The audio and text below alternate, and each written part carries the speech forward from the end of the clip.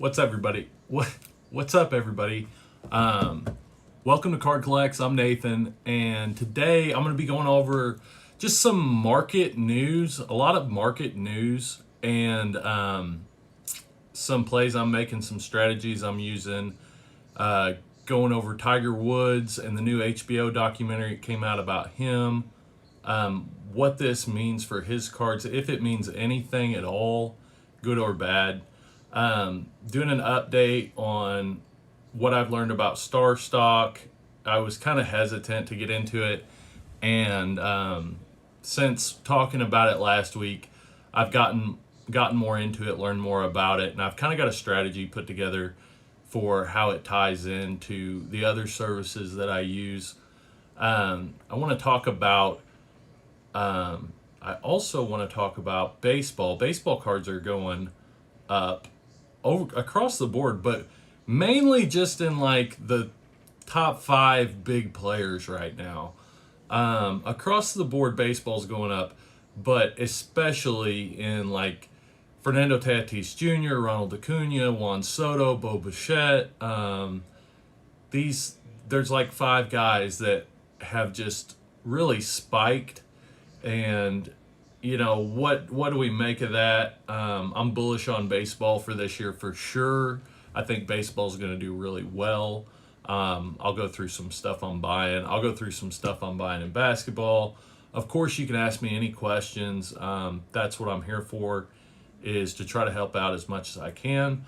I'll tell you if I don't know something, and we'll try to find out together. That's a great thing about these live streams, is we can kind of address things and learn together while going through this. I also thought I might touch on soccer. I've been getting more into FC cards or soccer cards, football cards, whatever you want to call them.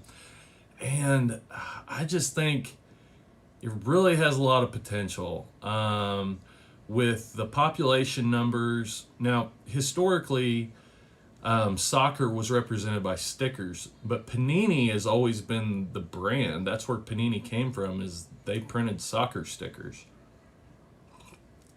And that's what was collectible for years and years. And cards is kind of new to soccer.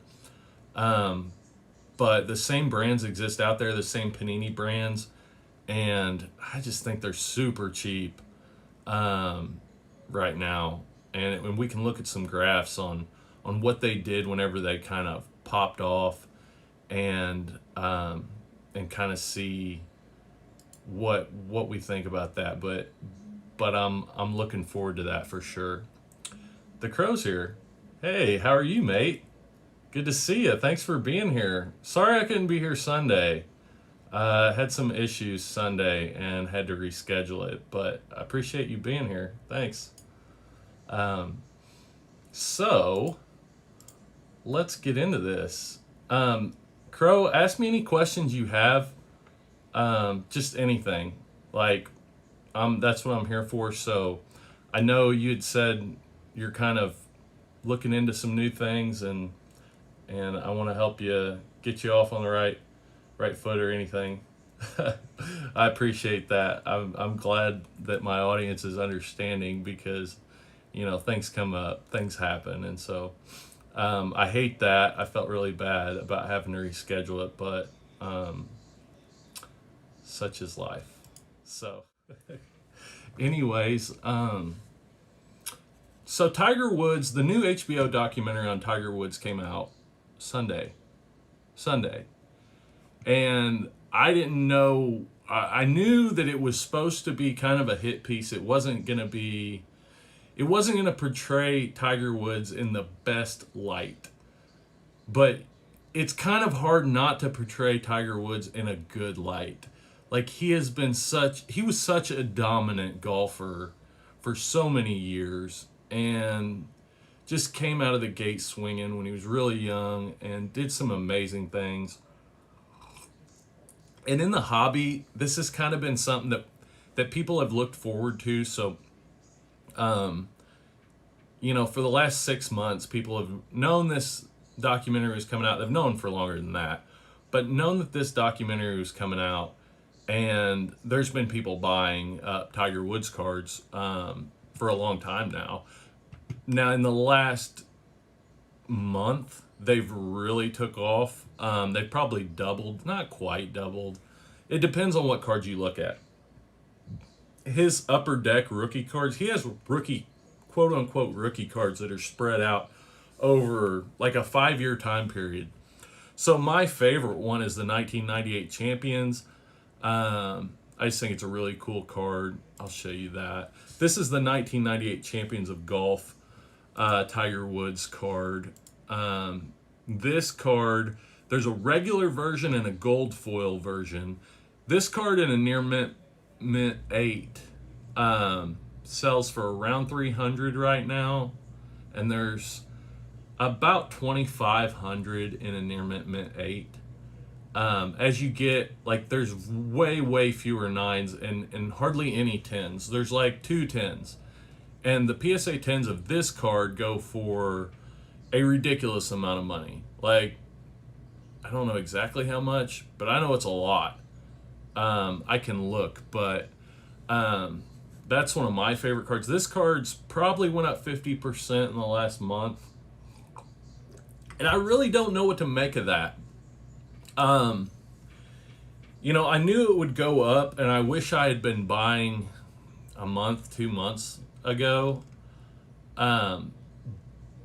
But I was not really. I did buy one of those, but it was just recently in the last couple weeks. And the idea is it's not going to drop much more than what I bought it for. And there's still a good potential this goes up, even though it doesn't shed him in the best light. Right here, this is the most watched HBO sports documentary in 2 years. And what's the old saying? No publicity is bad publicity. There's no such thing as bad publicity. That's kind of it. So, like, even though it doesn't portray him in the best light, like, it puts him in front of people.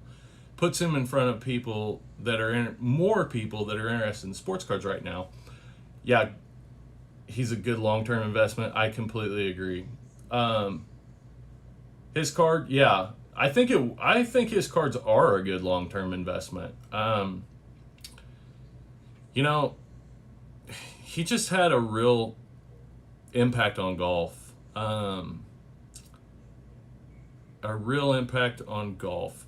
He wasn't like the first great black golfer, but he was definitely like that. He was like the best, and golf has like always been the whitest of white man sports. You know, it's like golf and hockey, and so that was kind of a big deal. Even though it was a big deal.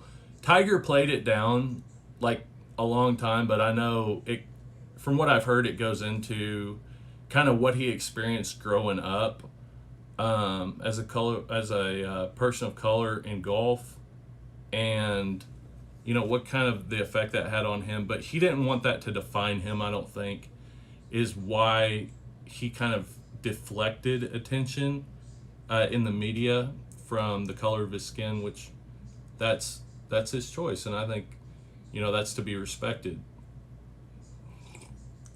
But anyways, yeah, I think long-term Tiger Woods he's arguably the best golfer ever. Arguably. I mean, you can argue about it, but he's up there. And so, I don't know. It's tough, because do you buy now? You looked at the 5-year rookie cards I mentioned in that video's prices are pretty good. You talking about the set 1970s basketball cards? I think those prices are really good. A couple things to note on that.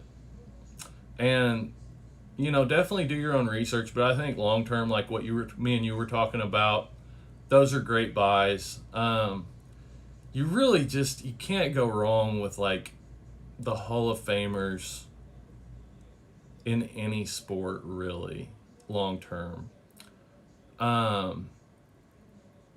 That could change. You never know what's going to happen with the hobby, but Yeah, for the amount that are out there, I just feel like it's just they're great prices for the amount when it comes to 1970s basketball cards. Best to buy cards graded from PSA and Beckett. Yeah, I would say for sure starting out, um, it's better to buy graded cards. Um, if you get to the point to where you feel comfortable like grading your own cards, then you can definitely get some really good deals buying cards raw. Um, but it just depends. Some people have an eye for that type of thing, um, and are specifically interested in it. Like grading cards plays to my strengths as a person. And if you would, Crow, just let me know. Um, if my audio's okay, if it's coming through okay. I've had some audio issues here lately. Yeah, yeah. If you're buying graded cards, you know they're authentic. You know they haven't been doctored in any way. And it's kind of like currency. Graded cards are kind of like currency. Like with the amount of volume that's traded on eBay every day, they kind of have a set market price. And you can go into a card show with a box of cards and trade those out for either money or other cards all day long, for the most part, especially if they're popular for sure, but pretty much it's audio's good. That's great. That's good. I've had audio issues every time I go live, it seems like. So that's really good. But yeah, graded cards have just become the standard, and um for good reason. Like you can sell online and you don't have to worry about like what the photos look like or what you don't have to worry about as much about what's going to happen in shipping because they're really well protected. I think I think even though we've seen like a 50% rise in Tiger Woods cards, I don't think I think now is as good a time as ever. Because if there's going to be a spike in Tiger cards, like it's going to be now, and I don't think that they will go back down to the prices they were at 2 months ago. I could be wrong. I could very well be wrong, but the hobby is growing and just continues to grow. If you had asked me 3 months ago, I would have told you that I thought that I didn't feel like the hobby, I wasn't near as bullish on sports cards or the hobby in general because I've lived through it a few times over, and there's a big hype and push, and card prices go up, and then it kind of wanes. This is different. Like there are companies being born out of this, and there were in the 90s. That's where PSA came from and the grading companies. But there are a lot of companies being born out of this. There is a lot of big money coming into sports cards. I would, I don't know if I think that's a great thing or not. But regardless, I think the hobby has a lot of room to grow. I'm bullish. I feel like there's a lot of growth left before it plateaus, before it levels out. The Crow, when I collected cards here in Australia, the phase went because you didn't have the interest, as there wasn't like eBay and online selling. So now that's made the supply and demand stay where it is. Yeah. Yeah, for sure. Um, Especially like back before eBay and stuff. I was thinking about that today. Like,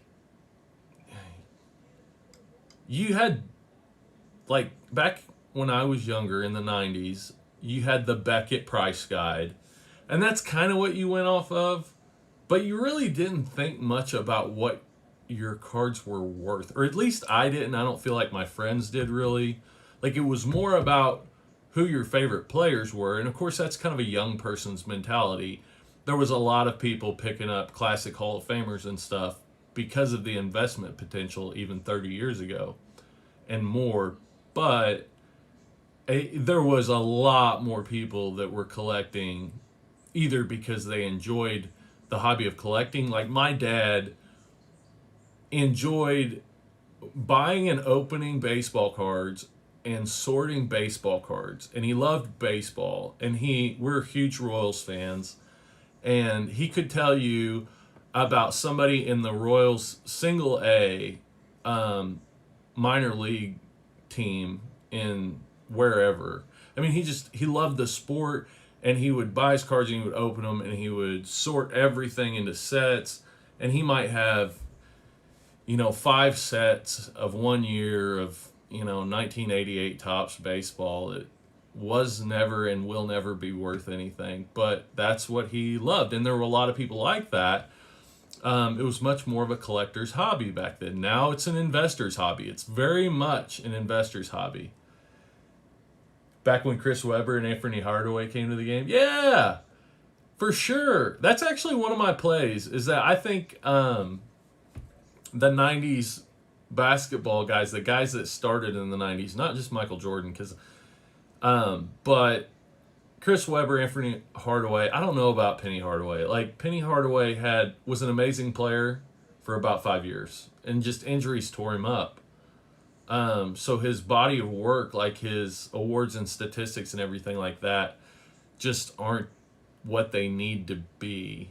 But like Allen Iverson, Ray Allen, Kevin Garnett, Paul Pierce, Vince Carter, guys that have just retired recently, Dirk Nowitzki, Paul Pierce, Vince Carter. I'm very bullish on those guys because I feel like there's a lot of guys my age that when they were 12, 13, 14, 15, 16 years old, Allen Iverson was absolutely the most exciting thing you'd ever seen on 2 feet, And his cards sell cheap. His cards really sell cheap, in my opinion. They sell way too cheap. His 96 base Topps rookie card sells for about $300, I think. And there's not just a ton of them out there for as far as a PSA 10.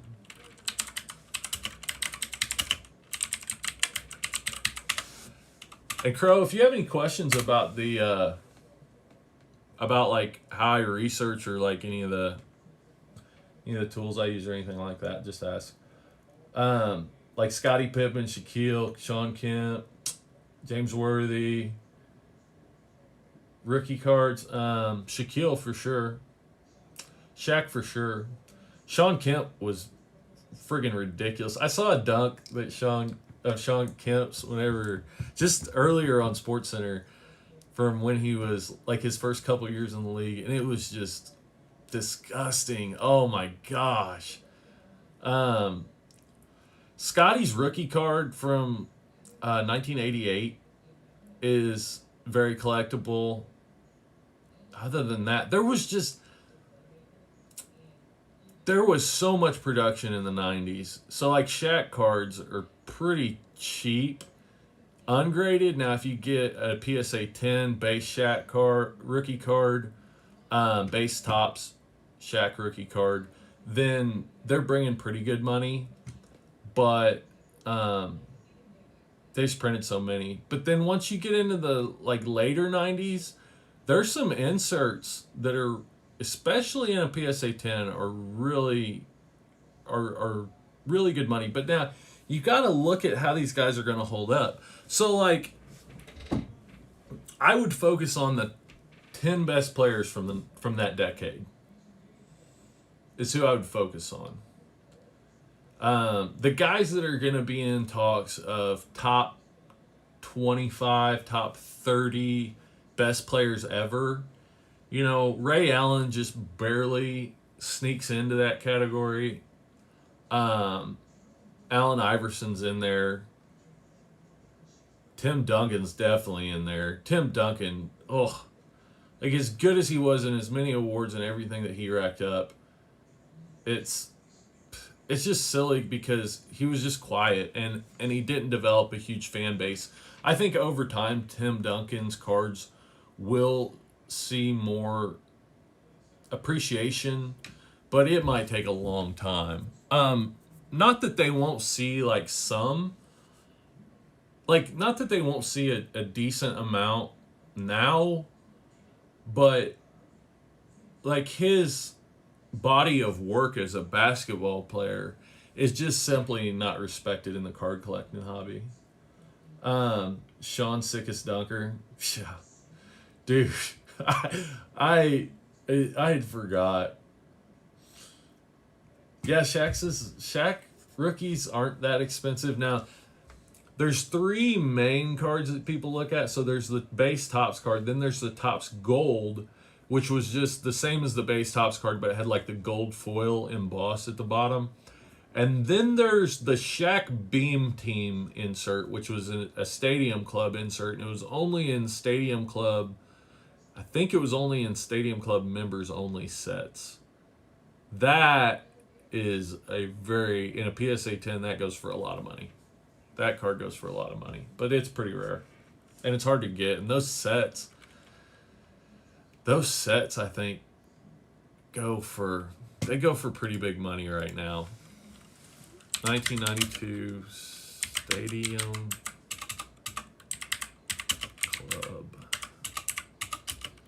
set, basketball.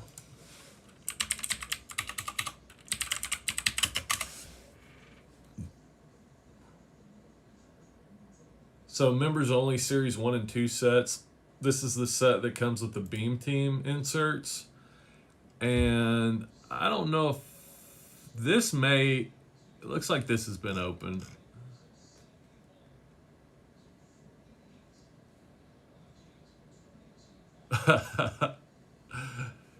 Yeah, this has been open and has been looked through, and it's probably not going to bring ridiculous amount of money.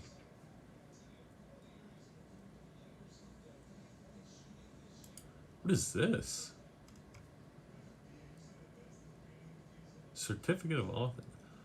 Oh. Yeah. So a lot of people have went through these sets and then relisted them. This is the Shaq Beam Team. Shaq and Michael Jordan Beam Team cards. Those in a PSA 10 bring really big money. I mean, really big money. Here's one, $1,500 for that set, sealed, unopened. One just sold for $1,325. That's just a set, and you're not guaranteed like high quality cards out of there. Like there could still be big centering issues and even other things that you don't know. But if you happen to get a Shaq Beam Team PSA 10 out of that set, let's see what those go for. Holy smokes! Members only Beam Team. PSA 10. That is best offer. What are they actually selling for? Yeah, I don't know. It's hard to tell. I think they were selling... I thought they were selling for around 3,500, but I'm not sure.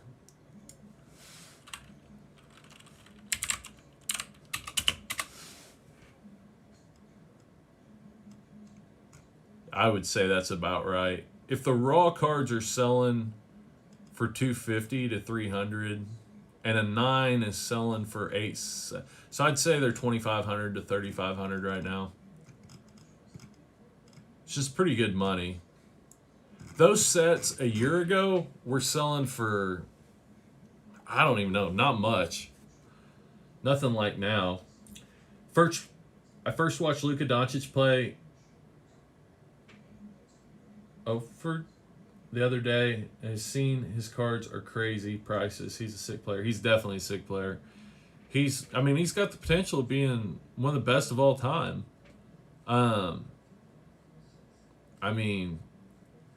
but that's already priced into his cards too. Like, compared to how many are out there, Luka's cards are worth more. Like, his market cap on base rookie cards is more than Giannis or LeBron. So if you take LeBron's base tops card that sells for like $4,000, and there's like 2,500 of them in a PSA 10, you know, that gives you like $10 million market cap. Whereas there are like 16,000 and counting Luka Prism base prisms at $2,000 a piece. So you're talking what, a $32 million market cap?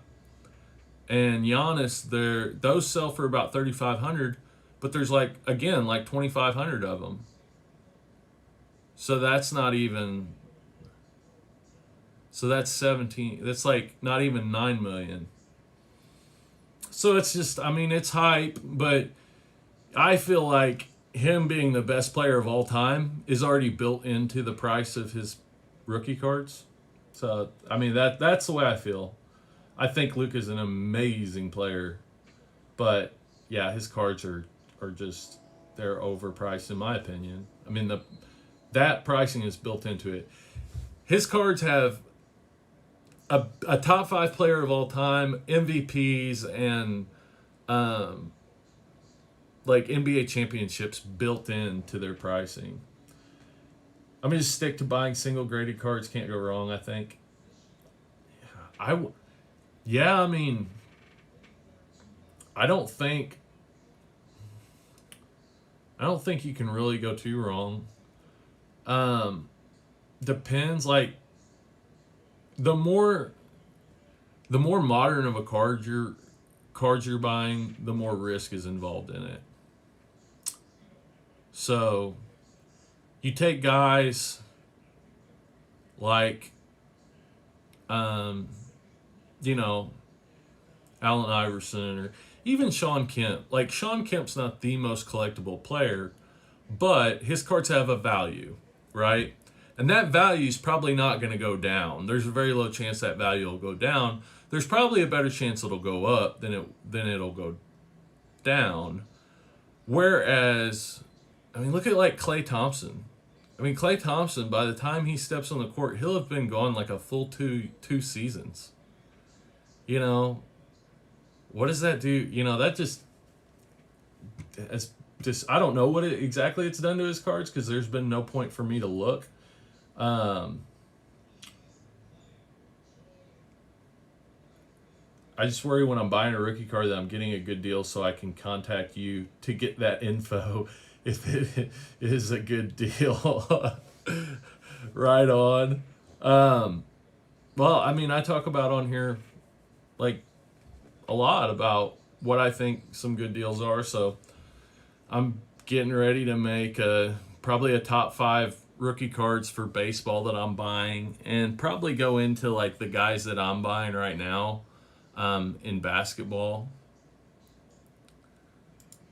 Um, I've got, I've got, I've got to step away for just a minute. I'll be right back. Okay.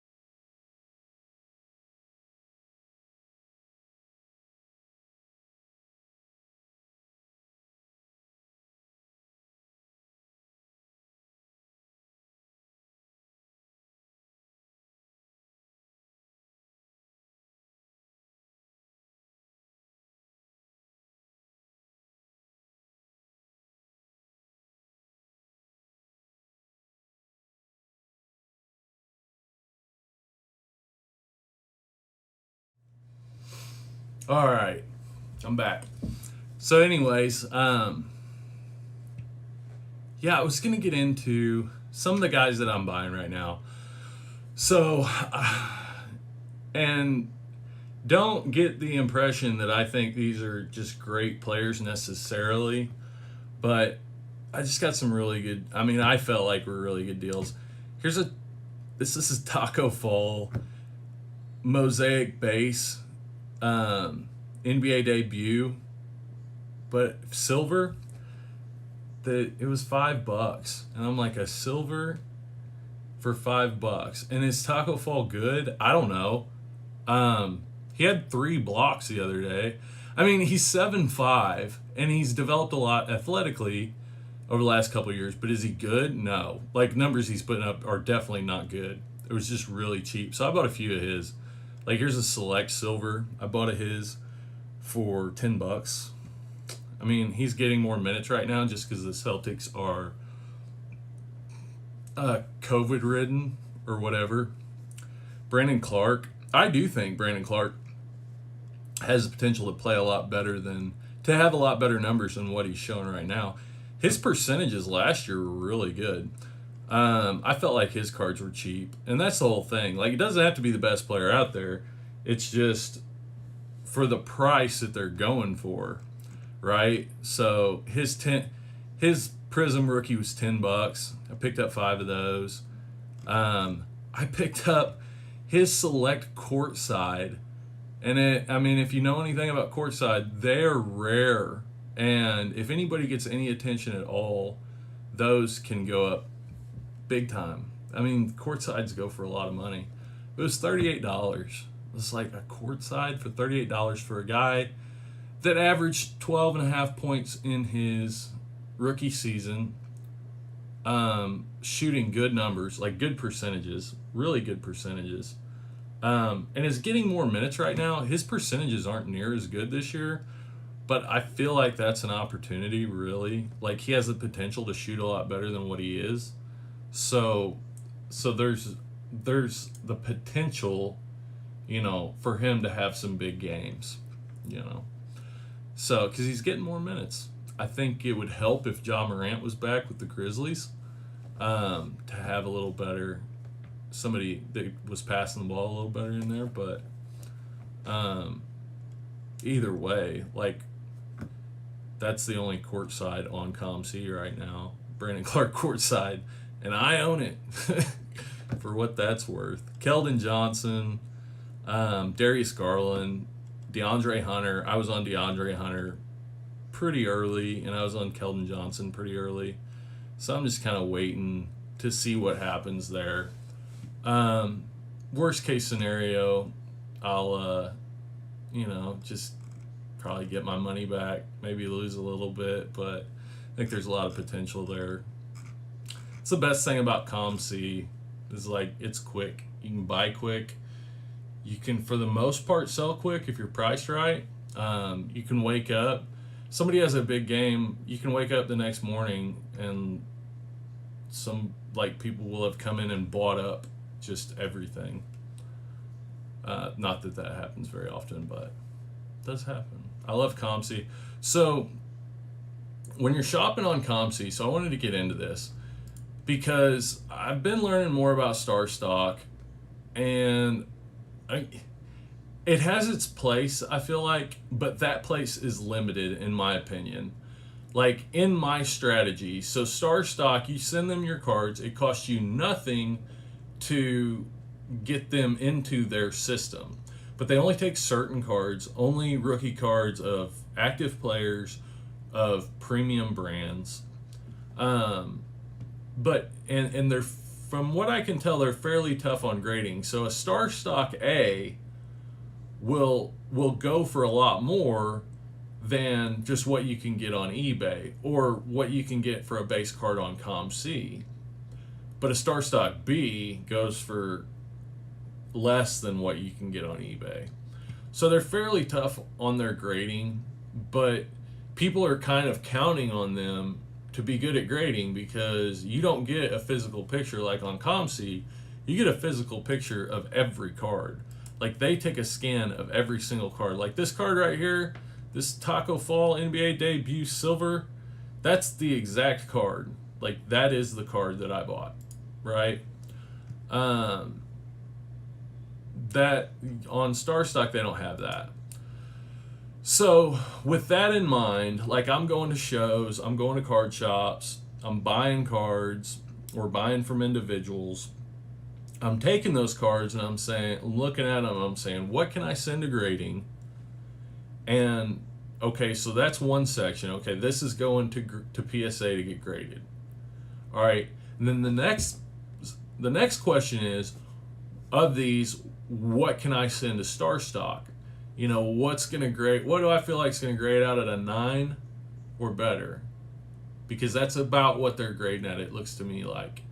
Because if I can send those to Starstock and get those listed on there, I'm going to get more for those than if I send them to ComC or if I send them to eBay, if they grade out as Starstock A. All right, and then everything that's left over is either going to eBay or it's going to ComC. Now, ComC, when they take in a card, like if I look for Ja Morant Prism, let's just put it that away.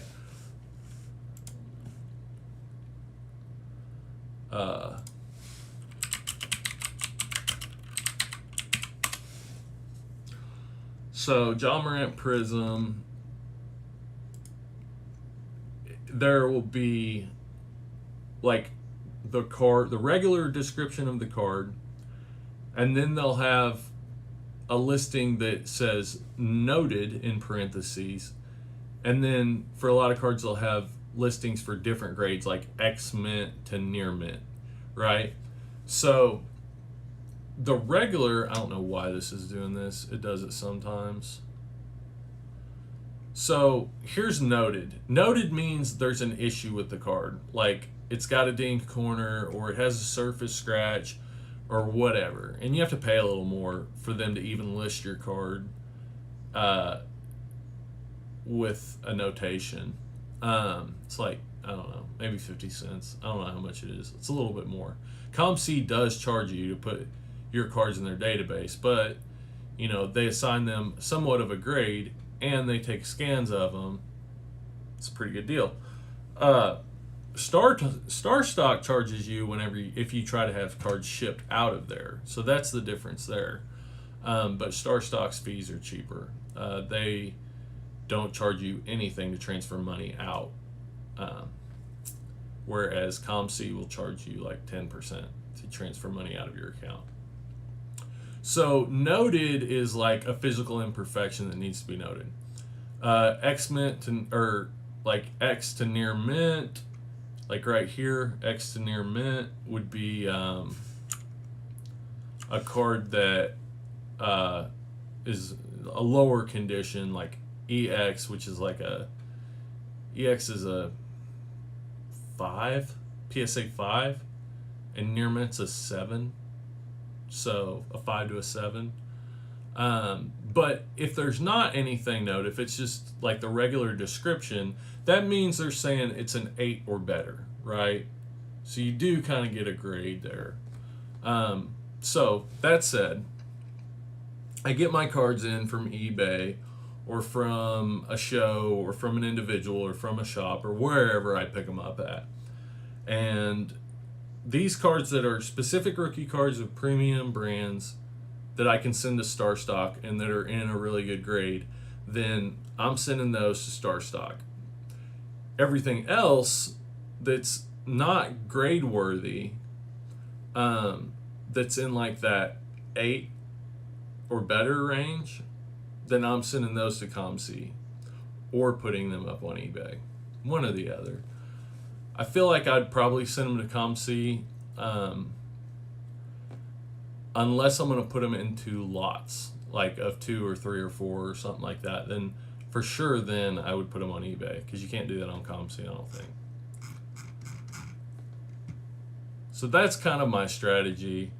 I don't really plan to buy cards on Starstock because the Starstock A's are so much, like more than what you can buy them for on other places, and It costs you like 50 cents a card to get them shipped back to you, which isn't that big a deal. But, like, I mean,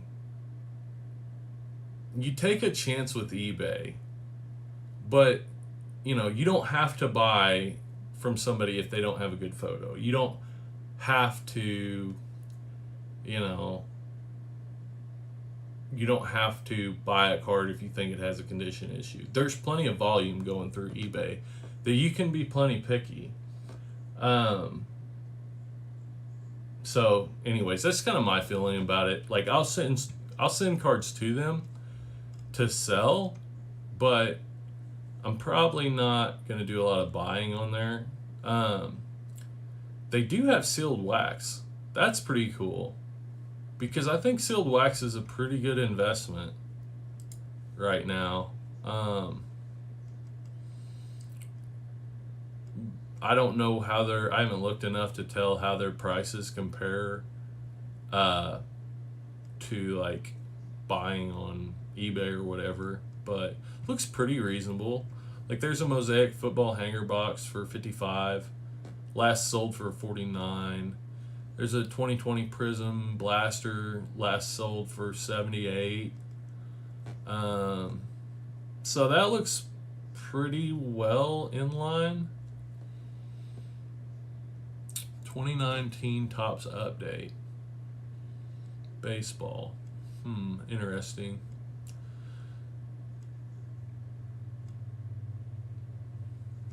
But yeah, that looks pretty much in line with what you're buying them for on eBay.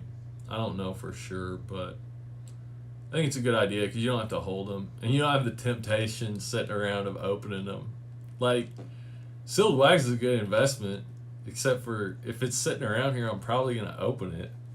Duh.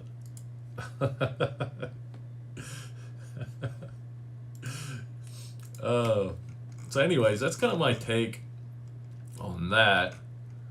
But yeah, in basketball, yeah, I've been buying DeAndre Hunter, Keldon Johnson. I've bought a lot of Keldon Johnson. I just feel like he has a high upside and it's just been cheap.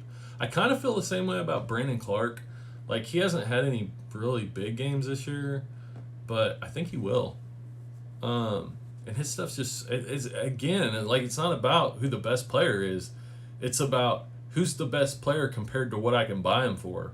That's what it's about, in my opinion. You know? So, like, as far as, like, flipping cards and trying to make money, I never considered myself a flipper, but, like, I don't, what else do you got to do? What else you got to do? You know?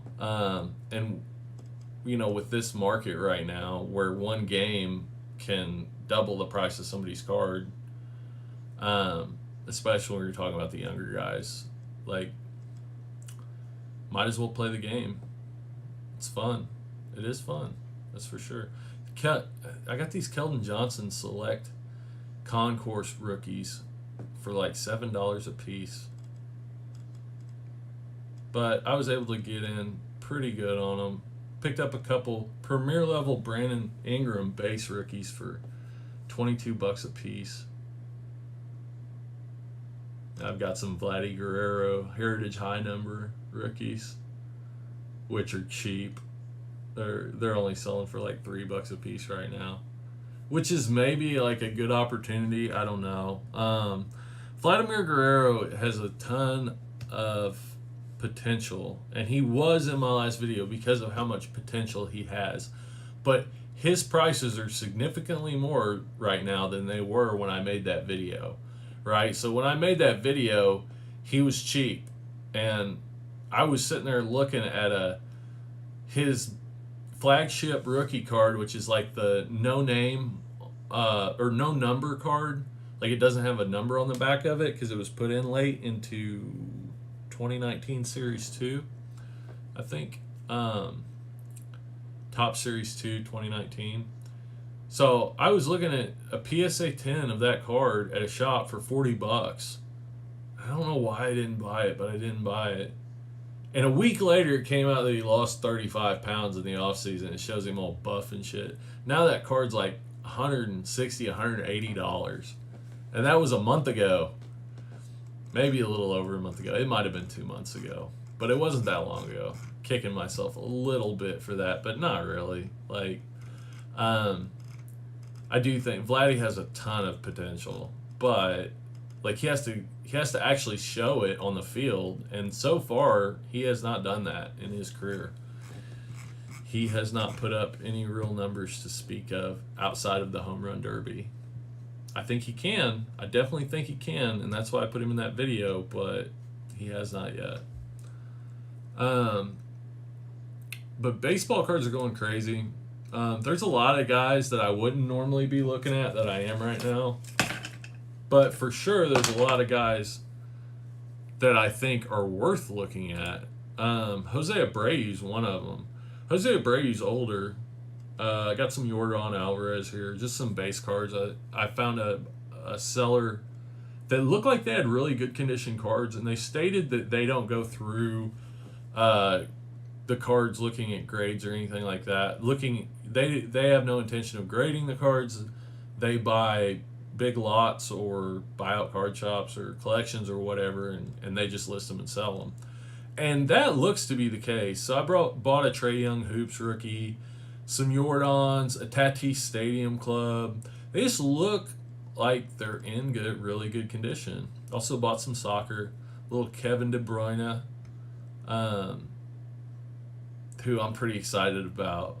Like, I want the rainbow of this rookie 2016, his rookie select card, because Kevin De Bruyne is like, I mean, I'm not going to claim to be in any type of authority on soccer by any means, but from what I can tell, like, Kevin De Bruyne is maybe the best midfielder in the world. Like, he's up there. He's up there. He's a little older. He's like 29 now. But, you know, how much credit is given to midfielders? Like, is it like baseball where, you know, pitchers don't sell for near as much as what home run hitters sell for? Like, I don't know to the point, but, you know, being he's one of the best midfielders in the world, like one of the best. And I just really love his videos. I think he does some amazing stuff. I bought his rookie select red prism out of 199 for $35, and his rookie multicolor for 23. So I had 60 bucks in those two cards. Which and you look at the pop numbers on them, they're like less than 10 PSA 10s. Like, these cards are not getting graded. And maybe that's because he's just not that collectible, but that's I don't think that's the case. I think what it is soccer took off with Mbappe last year and then quickly like fell back down. And you can see that in, if we go 2018, Mbappe Kaboom, like the Grail card for Mbappe. Yeah. So the Mbappe Kaboom, if we go to APR. Hey, Jesse. I thought the stream was going to start at 7. Oh, well, I'm here now. Yeah, glad you're here. No, it started at 6 your time. But I talked a little bit about Tiger Woods. His new documentary came out. It wasn't the most flattering documentary for Tiger Woods, but it's hard not to be flattering when the guy's one of the best golfers to ever live, you know. So it is the most watched sports documentary on HBO in 2 years. I don't know if that's like first day most watched or it's like already the most watched, because it just came out Sunday. Have gone up a lot depending on which card you're looking at. Starstock. Oh, I just went through Starstock. I just went through my whole spiel on Starstock. But I'll go through it again, kind of in like a shorter form. So, breakdown, Starstock. They don't charge you anything to list their cards, but they only accept certain rookie cards from like premier brands of active players. So they only accept rookie cards from premier brands of active players. They don't charge you anything to list your cards, but I think they're pretty strict on grading. So I would only send cards to Starstock that I thought would get a 9 or a 10 because if they get a Starstock A, then they're selling for quite a bit more than what you can sell them for on eBay. But if they get a Starstock B, they're selling for less, you know? So I'd rather sell that card. If I don't think it'll grade out like a Starstock A, then I'd rather sell that card on ComC or on eBay. I'm going to get more money for it that way. ComC grades out at an 8 or higher, you know? So my whole strategy is, so I'm buying off eBay, I'm buying off, say, at card shows or from individuals or from a card shop, wherever. I'm getting cards. So I'm taking those cards and I'm evaluating them first to send to grading. So anything I'm sending to grading, I'm setting that aside. Then, what cards fall into the category that Starstock accepts, and do they grade out good enough to go in? So that's what I would pull out second is, you know, PSA 9 or better of rookie cards that fall into Starstock's categories, because I want to send those there. They're gonna get, you know, they're gonna get a better. I'm gonna get a better return off those. And then everything else is either going to ComC or it's going to eBay, basically. I mean, that's pretty much it. And then graded, once stuff's graded, then it's going to eBay.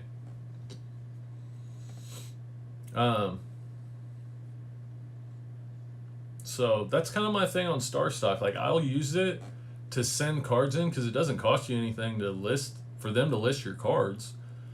And I'll sell cards on there. I probably won't buy cards on there because even though like their whole thing is based on how well they grade, like I don't see the point in paying for the prices that Starstock's A's are going for, and then, you know, having those sent back to me. And they're just storing stuff in penny sleeves too, so you also take the risk, just like ComC, of stuff getting damaged while it's in storage or getting moved around or getting picked and pulled. And they charge you like 50 cents a card to have stuff shipped back to you, which for the cards that I would buy to have shipped back to me, I don't think it's that big a deal, 50 cents. But still, you know, at ComC you pay when they go in, and Starstock you pay when they come out. But Starstock doesn't charge you anything to withdraw money from your account either. That's huge. That's why I definitely send money to them, or send cards to them. Starstock prices are elevated, which is great. I've been using it for all my DP that I opened. Definitely liking it. What's for all of your DP? Draft picks? Only thing that sucks is your collection can take 2 to 6 weeks to be put in. Yeah, that's part of it. It's going to take a while to get put in. Bought some to flip, made a couple bucks. Yeah, I can see that, but here's the thing is,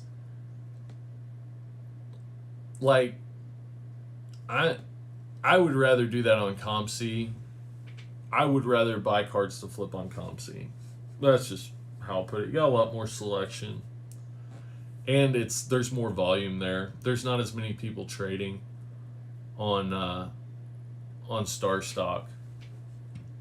But I was going through. I've bought some weird stuff. I feel like I bought some Taco Fall here this week because they were super cheap, and he's supposed to be getting more minutes right now. So I bought these, I think before he played last, or like the same day that he had that game with like 3 blocks. Silver selects for $10 a piece. I've been buying some Brandon Clark. I kind of like Brandon Clark. The more I look at him, the more I like him. Like, he's putting up basically the same numbers as he was last year, but on a lot lower percentage. Like, he's not shooting as well this year. And that's not a good thing. But considering how high his shooting percentages were last year, I feel like, okay, well, it's not like he got that much worse at shooting. Like, he definitely has the potential to shoot better than he has been this year. The underrated stuff is stupid cheap. It is. I feel like it is. So I bought some Brandon Clark, some Taco, still buying Keldon Johnson, bought some Darius Garland, bought some DeAndre Hunter. This was a couple weeks ago, but bought some Premier Level Select DeAndre Hunter for $10 a piece. Four of them. Those were the only four. No, there was 5 on there, but one guy was at like $45 or $45, and the rest of them were on there for $10. So I just bought them all and marked them up to like $22. So I think DeAndre Hunter will get to the point to where somebody's will at least be willing to pay that for Premier Level Select. Bought a Terry Rozier rookie, scary Terry rookie. I've been having some fun on ComC, and I would never consider myself really a flipper, but it's fun. It gives me something to do, and like, it's engaging. So I guess I am. I don't know. It's worked out all right so far. I'm pretty happy with the stuff I've bought. The Laker game's insanely good. I haven't been able. That's the only thing that sucks. Like, I have these streams at the same time the games are going. Let me see here. Ooh, I need to check on those. Duncan Robinson hit 26 tonight. I've sold all my Duncan Robinson stuff that I bought earlier in the season. Tyler Hero had 34. Dang. Whoa, Joel Embiid had 45 points, 16 rebounds, and 4 assists. Wow. That game took off. Heat lost. Man, they were up pretty big in like the second quarter. Yeah, you should check out ComC. They do charge like more. Like, they charge 10% to take money out of there. Starstock doesn't charge you anything to take money out of your account. That's why I'm saying I'm definitely sending cards to Starstock. Especially since, I can grade fairly decent. Like, we'll see, I guess, what they think of my grading. But Lakers are up 30 on the Rockets. Wow.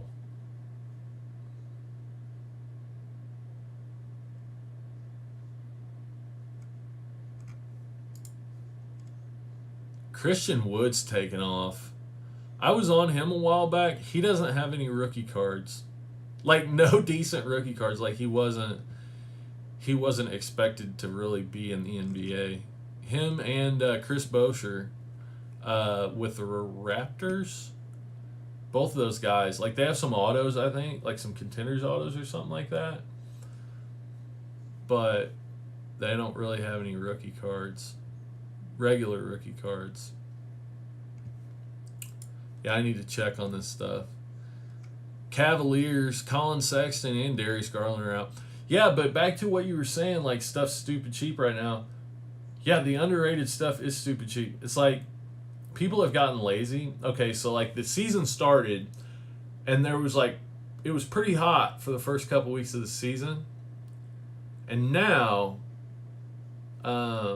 like, everybody's in the football playoffs, and everybody's kind of bought what they wanted, and now they're just sitting on it, waiting to see what people do. And so, it's not going to be like that forever, but I would say for about the next month, and then leading up to the All-Star game, you'll see some pretty good action. Definitely, once the football playoffs are over, then it'll probably pick up a little bit, but right now everybody's watching football, and they're like sitting on all these cards they bought, like waiting for something to happen. Sending in draft picks is a little hack. They sell real easy on there right now since it's the only product for those players. Do they take Prism Draft on there? Waiting on a LaMelo to get put in that looks like an A, so that's $50 to $55. Wow, that is a hack. They take Prism Draft picks. I wouldn't have expected that. That's interesting. Cards, basketball.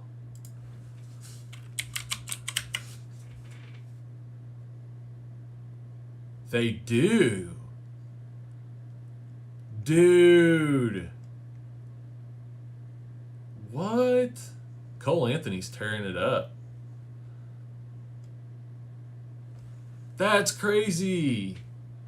Because Prism Draft is like hella cheap. Like it's a hella cheap product. Like you can still buy it probably pretty cheap. But the base like James Weissman is $18.50.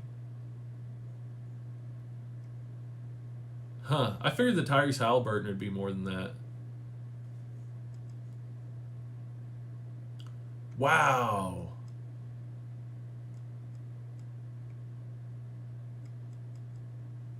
That's a little crazy. Huh. But yet, like, Kobe White's draft, like, those guys are selling real well right now. But, like, the guys from 2019, like Kobe White's, are selling for $1.25. Huh. If you catch the players on a hype day, prices spike. LaMelo reached 7% with his triple double. 57. $57. Huh. Wow. And on eBay, what are they?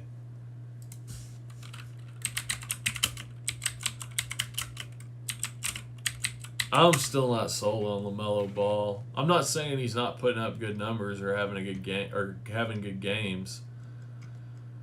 I'm just saying I'm not sold on him. Like, I find it hard to believe like what's happened with Lonzo Ball. He is the most disappointing player to watch play basketball. I feel like when I'm watching a Pelicans game, there's one that sold for 99 cents. Oh my gosh. They're selling on here. This is weird too. Like $17, $8, 99 cents. I don't know. Back in my day, they didn't have things like Starstock or ComC. If you wanted a baseball card, you just called the guy that had it out in the corral and you fought for it. And that's the way it was, and we liked it. He's good, not the next Luke or anything, but fun to watch. Yeah, when I saw Lonzo versus LaMelo, Lonzo was so disappointing. I watch a lot of the Pelicans games because I like Brandon Ingram. And Lonzo Ball is just so disappointing. Like, his rookie year, he had really good games. Like, that's what's like, he should be a good player. He shoots terribly. Like, he does. I hate to be that way, but it's true. Like, I don't understand it. Draft pick star stock is something I'm going to count on every season now. I'm with you. I'm with you on that. I wonder if they take baseball.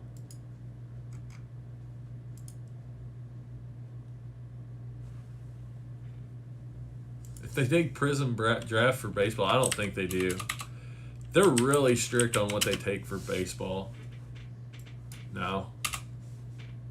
I went into this. I went by Target today, and they had a bunch of Prism Draft baseball. And I was like, so excited. I was like, because you see those cellos from a mile away. Because I'm like, oh my gosh, what is that? It was Prism Draft Baseball, which is not worth it. And I mean, it's not worth $10 for a cello pack. It's just not draft. Had it been Prism Baseball, I probably would have bought it. I think those products in the next couple of years are going to get a lot more attention. They're not licensed, and that's what throws me off. But I think with a lot of the money coming in from basketball and football into baseball, which is what I think is going to happen, then I think that's a good idea, Jesse. That draft picks, that is a good idea. That's a good hack. But I think Prism and Select could get a lot more attention. Hopefully Select. I don't like the way Prism looks. I've bought some on ComC, but I just like Select so much more. I'm not saying anybody should agree with me on that. It's all personal preference, but I just don't find Prism that appealing. But that's what people like, so whatever. But I do think Prism and Select in baseball could do a lot better than what they do now.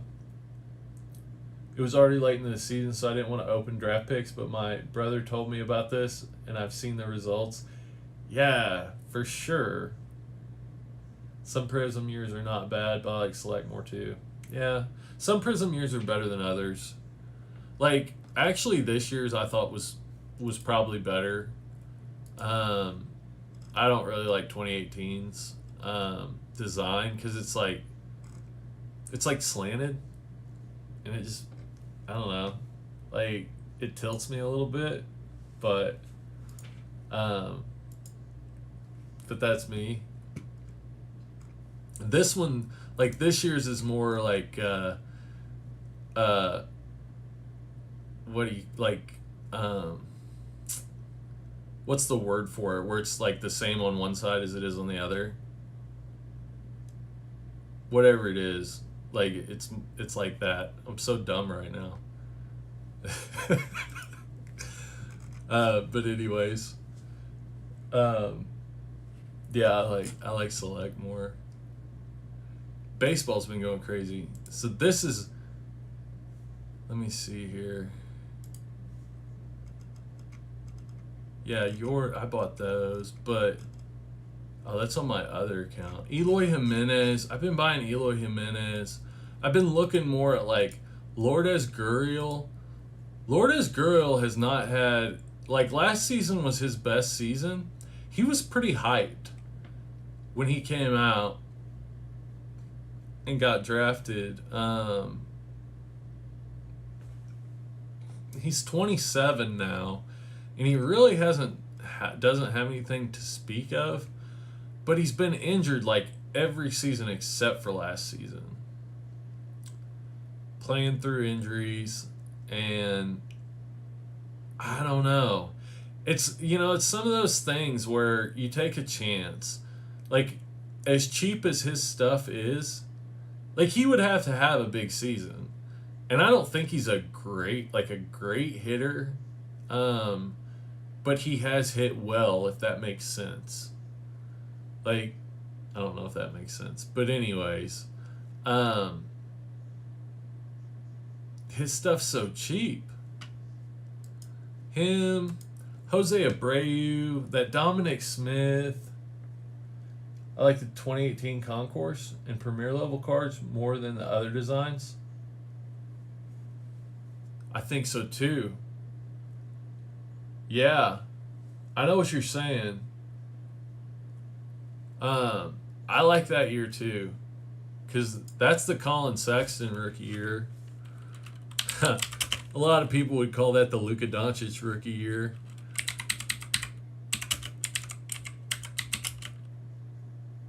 Select. I don't necessarily like the Concourse as well, but I definitely like the Premier Level better. Well, I mean, I like it. Like, I think that's just a cool design. I think that's a really cool design. And the die cuts look super cool too. Did they quit doing die cuts? Like, did they have die cuts this year?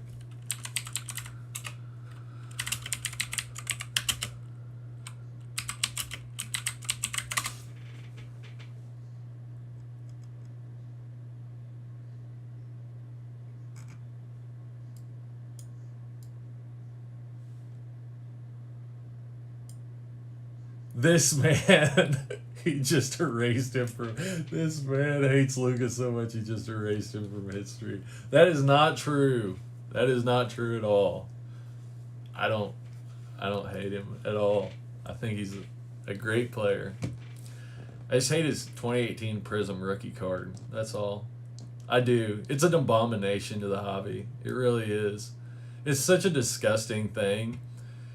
Like, it's so overpriced. Regardless, like, we were talking about this earlier in the stream too.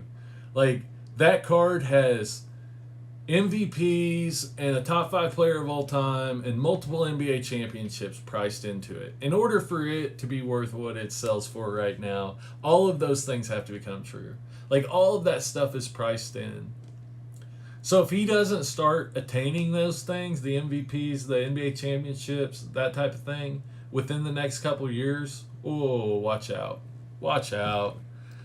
I mean, if he... Look at all the amazing players. Look at the Russell Westbrooks and the Kyrie Irvings and even like Kevin Durant and James Harden, whose cards don't sell for anything like what the Luka-based Prism does. I mean, you can say, like, dollar value-wise, that they're comparable somewhat as far as price, but they're not. Like, they're not. Like, if there was 16,000 James Harden PSA 10 rookie cards, they would be selling for like $200 right now, if that much. Luka will be overpriced until he starts winning awards, and even then, if it receives price boosts, it will be ahead of its curve. I think so. I've been seeing James Harden cards are good grabs right now. Yeah. I mean, James Harden's another... James Harden, when he's on, is maybe... I mean, he's maybe the best scorer in basketball. I mean, you look at some of Harden's stats, you know... Well, I mean, he led the league in scoring, like, what, 3 years in a row? 4 years in a row? Several years in a row. So, Luke is an amazing player. I just think that card specifically. Now, his select rookie's legit. Like, whatever, you know, it's going for like $1,000 now, I think. It was going for like 800, but there's only 1,100 of them. And, you know, he's not as popular this year as he was last year. He won't be as popular, regardless of how well he does. Like, he won't be as popular next year as he has been the last couple of years. I don't think. Because that's just the way it goes. That's why Kyrie and James Harden and Kawhi and, you know, I like all these guys. Steph Curry. I mean, that's why all these guys, even though there's way less supply out there of those guys, they still sell for less. I don't think Kawhi does, but that's because he's out of 2012 Prism, which is different because it's the first year and it's super short production runs. But regardless, like that's why, because like the NBA has a really short memory. NBA fans have a really short memory, and once new players come on that are hot, like LaMelo Ball, like. If he was to score, average 20 points and 10 rebounds or 10 assists this year, like that, honestly, like that hurts Luka cards. Not because Luka's not doing as well. Like, he could easily average 30 points a game, and it would still hurt his cards because every new big player that comes in, you know, makes him more of yesterday's news. You want to see Luka Jokic? The memes, the Fat Luca memes. Yeah, I saw some. I saw some Fat Luca stuff. Are you talking about Luca or James Harden? Oh, you're talking about James Harden. um, yeah, Jokic is making a run for MVP this year. He might be the real deal. He might be the realio dealio. What else was I going to talk? Oh, soccer cards. Dude, I am uh like getting in love with soccer cards right now. It's stupid. All right, so like this is soccer cards. All right. June 2020, Mbappe Kabooms are $1,200. September 2020, they're $9,000. Then they drop back down to $4,150. And now they're at $3,650. So they're less than half, like quite a bit less, like almost a third of what they were in September. And like soccer cards in general have done that. So like just look at 2018, his Prism, Mbappe's Prism. And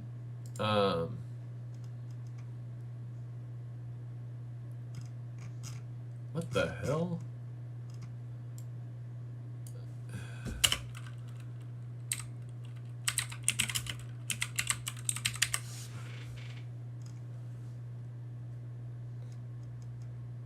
World Cup.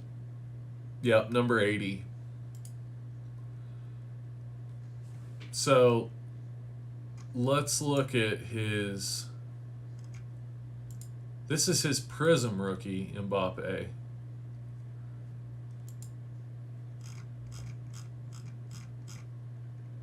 So same thing here. Like all the way back in June of 2020, like right when it came out, of course there's like these huge spikes. I guess that's when it came out. I don't know. But anyways, it was like $500. Then around July it moves up to 900. And then it just goes friggin' crazy. Was last year a World Cup year? Maybe it was. I guess it's 2020. Maybe it was. They wouldn't have had it. No. I don't think they would have had it if it was. But anyways, goes from $900 in $950 on August 7th to $3,250 2 weeks later. All right. And then a month later,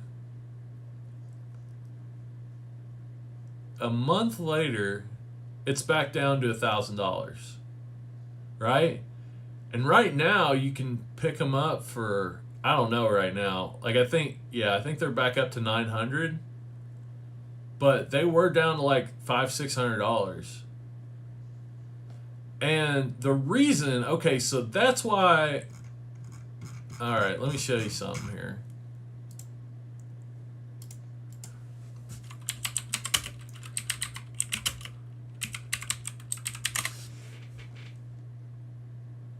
So 2018 Prism World Cup, Mbappe. What? The requested page is not found. Get the fuck out of here. Oh, sorry. Apparently I can't find the pop report for.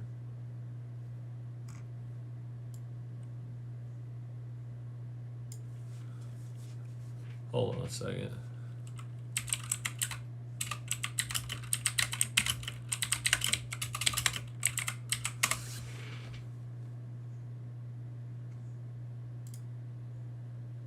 Nope. But anyways, I wanted to make sure I was telling you right, but I'm pretty sure that set is a lot lower population count. So with less supply, when there's just a little bit more demand, that's what can happen. You know? But, then demand falls off. I don't know if that was a big event or if it was just because things were crazy everywhere, I guess.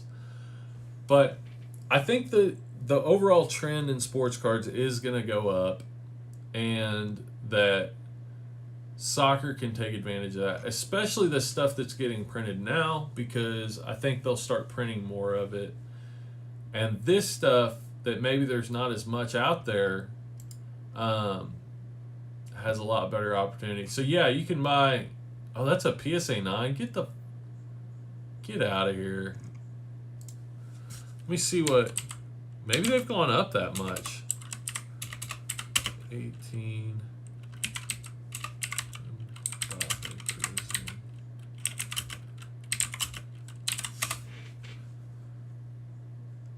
I haven't gone up that much. That guy was just asking way too much for his.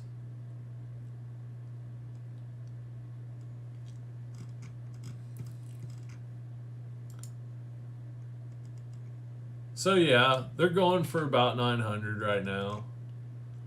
And if I had the money to pick up a few of those, I would. If I had the money to drop $1,000 or a couple grand on some Mbappe prisms, I would do it. Lakers just destroyed the Rockets. They were up by 30 when we were looking earlier. So I touched on a little bit with 2012 Prism. Do I think first year product of the sport has more value like 2020 football mosaic? Because I got a crazy story for you. It can. I'm not saying it necessarily always does, but it can. Saw a video of some girl who mindlessly bought a bunch of those top soccer guys. She lost like $5K. Well, that's what she gets for being mindless, I guess.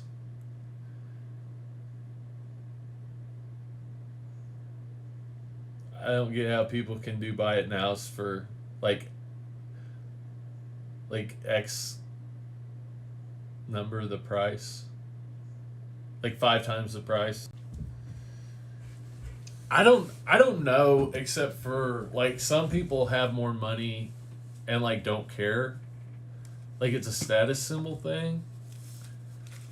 Like I know for like for like lesser value stuff on eBay, like people will just get on there and just buy whatever's on the top of the page, right?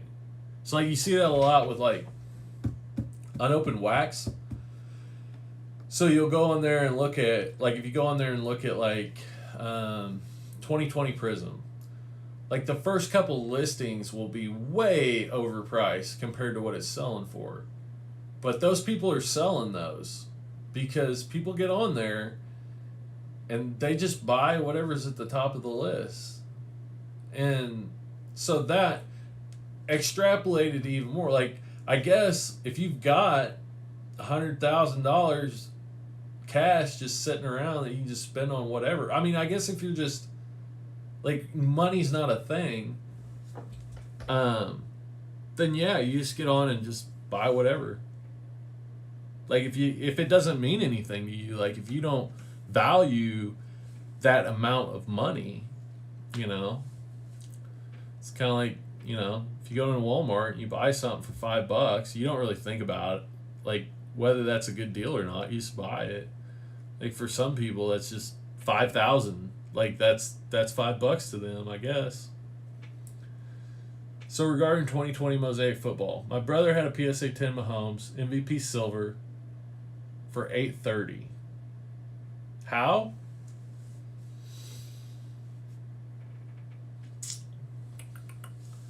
Silvers are crazy, for one. Like that's a ridiculous amount of money for a subset of a third-year player, of like not a cheap brand. Like Mosaic's by no means a cheap brand. Like it's top 5, but it's not top 2. And it's arguably not top 3. So like Prism Select, Optic, like maybe Optic's ahead of Select. But Mosaic's probably 4th. Unless I'm missing somebody. But Mosaic's probably 4th. And I think, well, here's the thing, is I think here's the difference between 2012 Prism and 2020 Mosaic. is from what I can tell, they printed a lot of Mosaic. And I felt like Mosaic basketball, like, I felt like that was for sure going to be the case because they were still, like, they started selling Mosaic basketball. Like, didn't they? They started selling it, like, last spring and then quit because of the pandemic and then started selling it again in September. And they didn't quit putting it on Walmart shelves until like the beginning of December. And so I'm like, this stuff has got to be just ridiculous. And now they're selling, like, now they're selling Tmall in China too. So I would say when it's all said and done, like, the population numbers on Mosaic are going to be crazy. Whereas, like, 2012 Prism, I'll show you because it's a completely different story. So let's look at Kawhi, who's probably the biggest rookie card out of that bunch. 2012 Prism was always also a ridiculous draft class. That's part of it too. But the main thing is just Prism has just become like the number one basketball card set.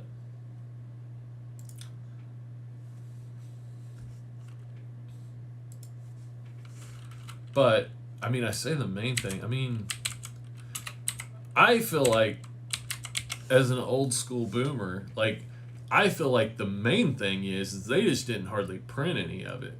Like, there's only 16,800 cards total that have been graded. Not that have been graded at 10. There's only 8,900 that have been graded at 10. There's only 16,800 that have been graded, period. Right?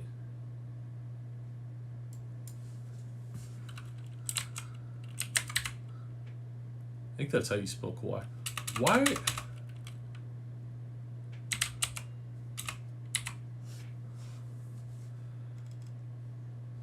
That's weird. So 402 LeBron PSA 10s. Am I wrong about this being Kawhi's rookie year? What in the hell is going on here?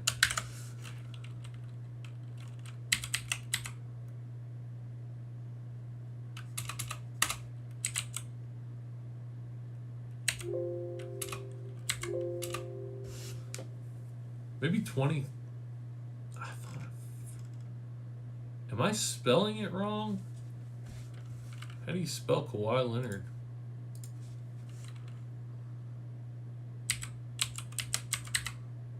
Yeah, Kawhi. That's how I'm spelling it.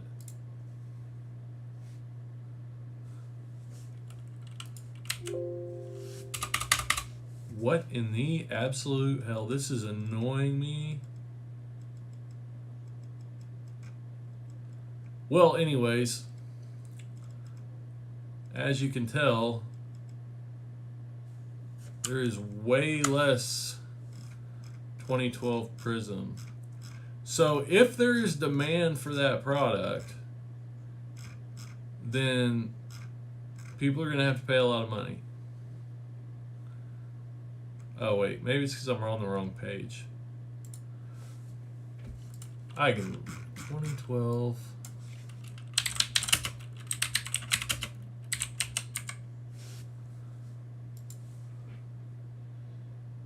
Yeah, some guys went back and forth from 50 to 830. Can't lie, though, during those last 2 minutes, we were screaming like crazy as we saw it go up. It was a fun experience. So, from 50 to... Oh, two guys. Oh, wow. 800... Yeah, that's crazy. I mean, I don't know. I've gotten to the point. So, like, Kawhi's 2012 Prism, number 209, is selling for about the same as Luka's right now.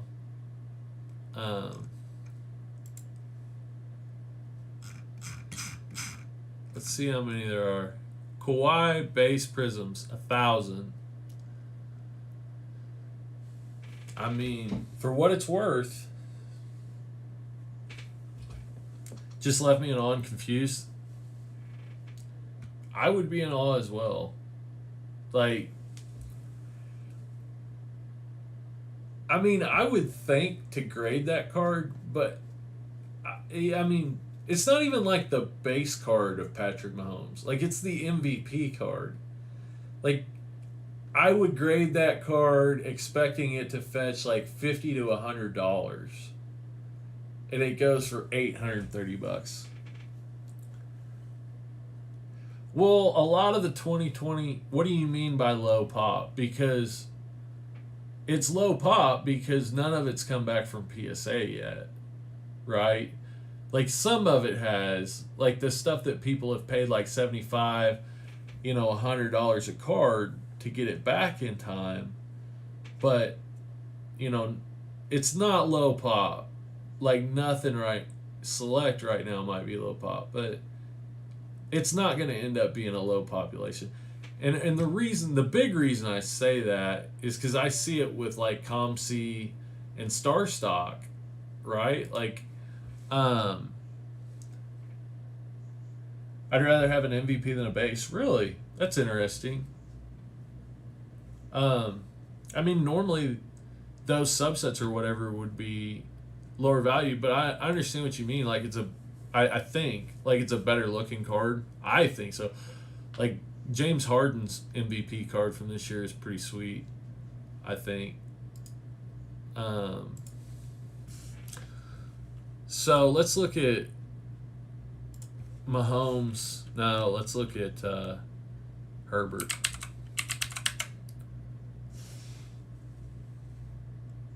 Oh, wow.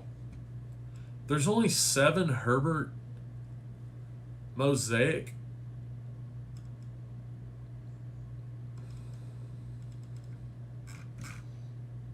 That's weird.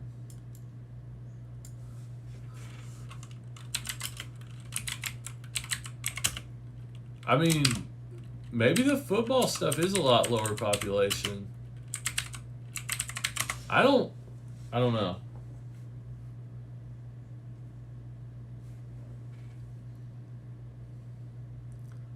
Oh, 2020.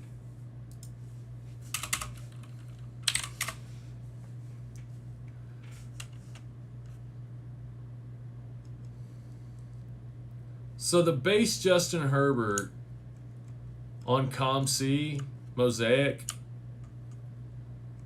there's 141 of them on here right now. Like, that's kind of a lot. And that's why, like, I've bought some Mosaic, some basketball Mosaic on here, but I'm kind of trying to stay away from it because there's so many of them that, if it takes off, there's really no room to run. Like,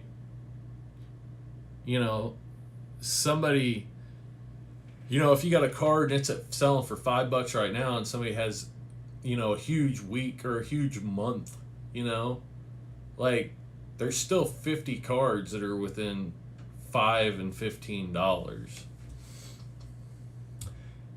Yeah, I know the pop reports won't be the same, but I guess people don't realize that they're just going off current numbers. A lot of the Mahomes pop isn't much higher than 20 for PSA 10. Yeah, people don't. That's so cheap.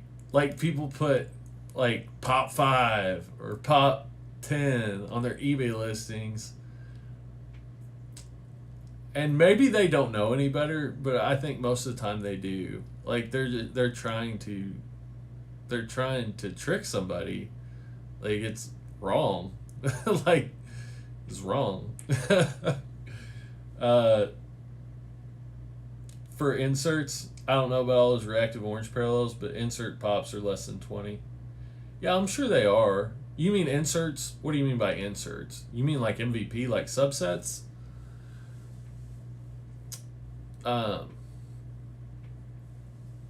yeah, I'm sure that the population numbers across the board are low. I'll look it up. But I would say across the board the population numbers are low. Um,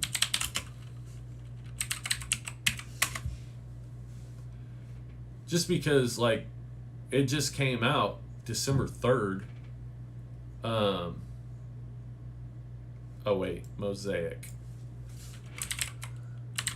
So unless you paid like $75 to have it graded,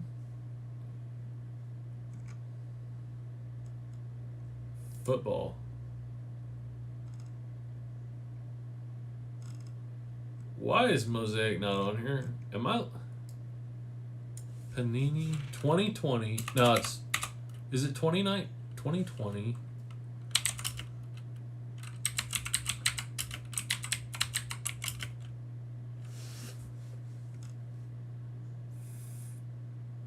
What?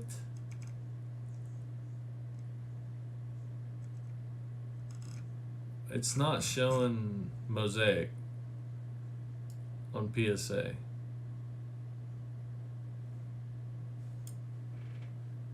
Inserts like Swagger and Montage and Stairmasters. Yeah, I bet those are low.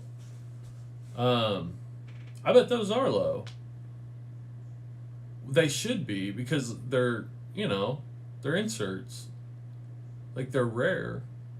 So yeah, they're gonna be lower. Some guy listed the same Patrick Mahomes silver and said it was 101 because he got it graded early on. Nothing surprises me. That's been a like an annoying part of the sports card boom is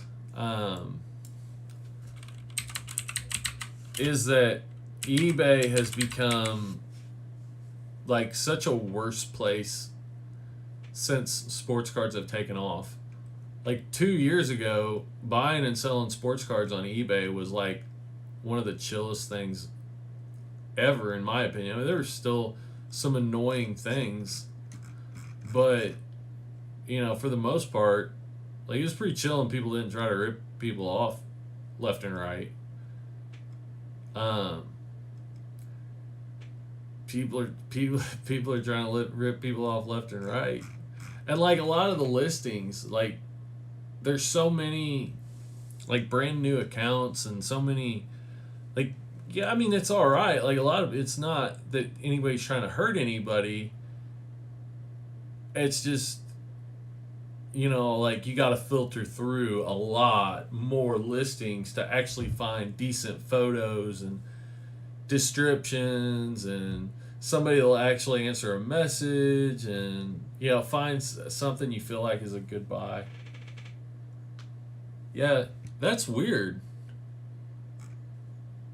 Let me just try Mosaic. That should come up. Football. That's weird. Nothing. There's some from Prism draft picks.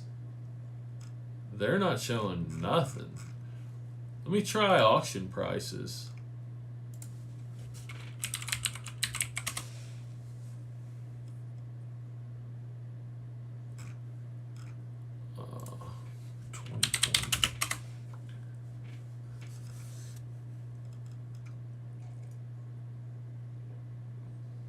Wait, there is Mosaic.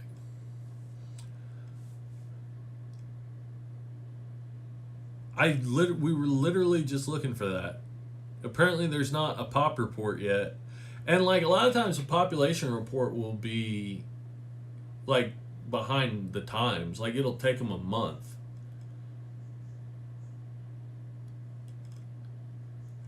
Huh. So, let's see here.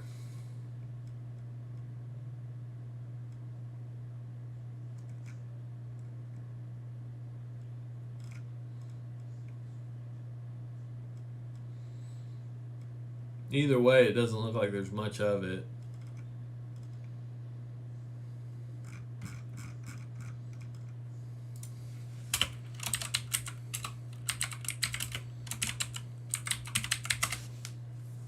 So they are showing some sold listings, but they're not showing any. Ooh, there's some Genesis. Okay, that's weird. Oh, that's a 9. So Genesis 9s are going for 800. I could see that. Genesis 10s have a pop 3.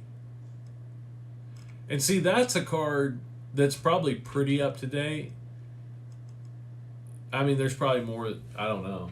Because if somebody gets a Genesis Patrick Mahomes, like it's going, they're going to pay whatever to get it graded. Would I join a group break or too risky for you? I join group breaks for fun, like not for plan on making money. Like you can spend a lot of money on group breaks and never really get much out of them, you know? And, you know, some are better than others. Just depends, like, group breaks become a community for people, but I'm way too tight for that. Like, like, I'm not gonna... Yeah, like retail's not a great investment anyways. And then tack on, you know, a surcharge for the breaker. Now there are guys like Mikey B and Buck City Breaks, and then like some of the more like there's some YouTube people that do breaks and they don't upcharge people near as much. Like Mikey B and Buck City Breaks, because I have been kind of tracking some breakers, because I've been thinking about doing a video on just like average return on investment based on market prices, and a lot of breakers are buying wholesale. But like those two guys specifically, I noticed they had some breaks that were like the total involved. So like if there's 30 spots and they're charging $50 a spot for whatever break it is, you know, that comes up to $1,500. Well, if you were to go buy that product right now, resale, it would be more than $1,500. So, like, they don't have to do that. They could charge more and still fill their breaks. They do it because, like, they're about their community, and they don't want to rip people off.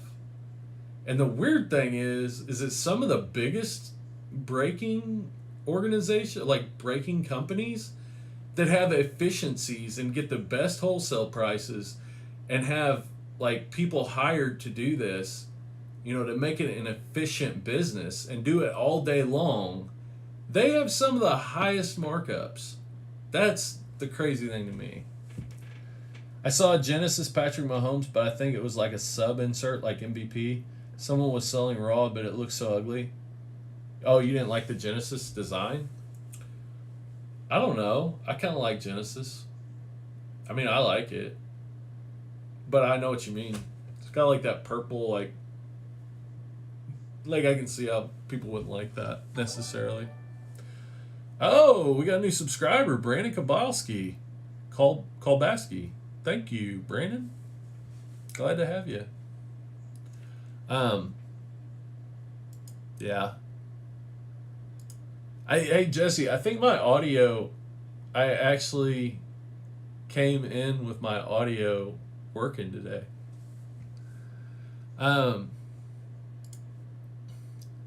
So check this out. So 2018 was Mbappe's rookie year. So I'll look up, I think he's got a select rookie. Hold on.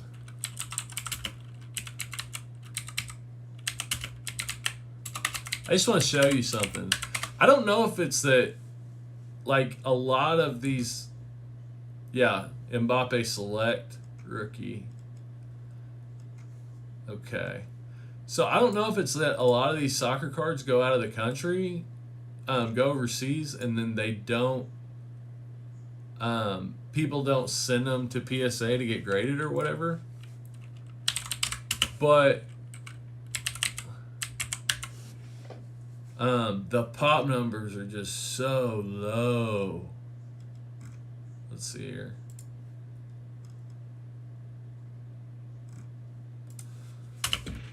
Ah, damn it.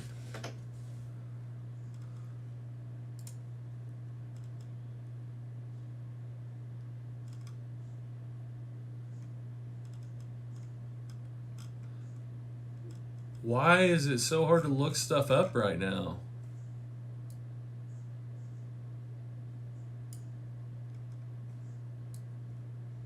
I'm just going to do 2016.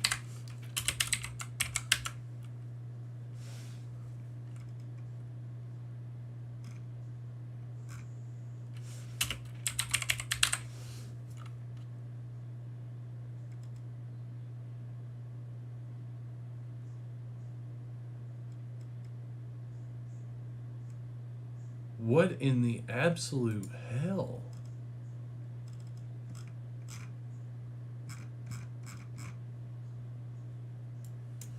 I'm getting kind of tired, but this is throwing me all off. I literally was just looking at this the other day. Panini Select 2018. Oh, that's 2017. Is Mbappe Select. Wait, is that his rookie card? Soccer's so weird when it comes to rookie cards. Like it's kind of hard to tell. These guys start really, really young. Some of them. But some of them don't have a card until way later.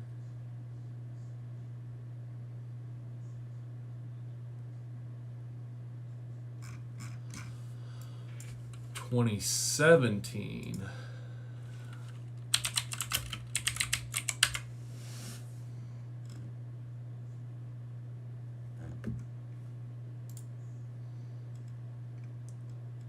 This just says miscellaneous cards. Oh, that's racing. Is considered miscellaneous cards.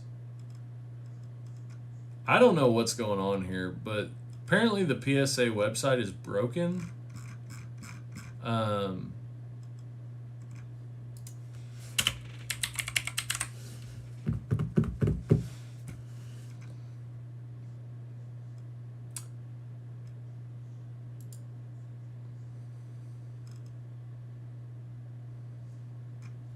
Nope, that's American football. I like Genesis, but it had a different color stripe right in the middle. Card looked patchy. Huh. Oh. I gotcha.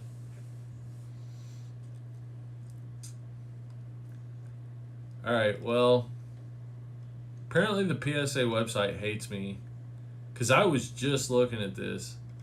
I don't know if maybe... I'm just going to type in soccer. See what comes up. Because I was just looking at this the other day. Let me try 2018. I know Prism's in here, right? No, wait. It's not, because it gave us that... Maybe they're taking their soccer cards out or something. Because I was just in here the other day looking at 2016 Select. And how crazy the numbers were. Like, I bought these Kevin De Bruyne cards. His rookie red out of 199 and multicolor. He's like one of the best midfielders in the world. Which, I don't know, maybe midfielder is like defensive lineman for soccer. But he's really good. I like him. And they were super cheap, like $60 for both of them. They're in pretty good shape. But anyways, there was like less than 20 of each. Maybe more of the multicolor, but I know for sure the red, there was like less than 20. It was just crazy because like across the board, even the base cards, there weren't hardly any of them graded. Super crazy. So anyways, I know nothing about soccer right now, but I want to learn more about soccer cards. So I've been kind of studying up on them. Slabstocks just came out with a new channel. Well, I think it's been a channel, but they just got a new host. I think it's called Slabstocks FC, where it's just a soccer show, basically, about soccer cards.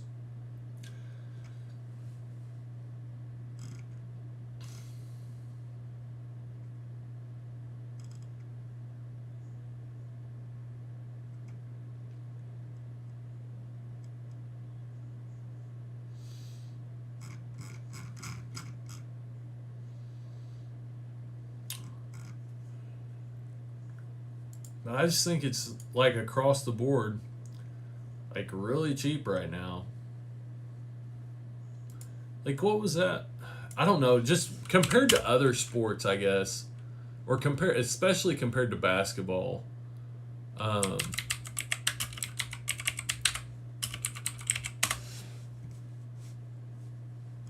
like this is Mbappe's rookie card year of Select. I guess hobby box is $1,000, 1,100. Hanger boxes with 20 cards. Lot of 2, so hanger boxes are $100 a piece.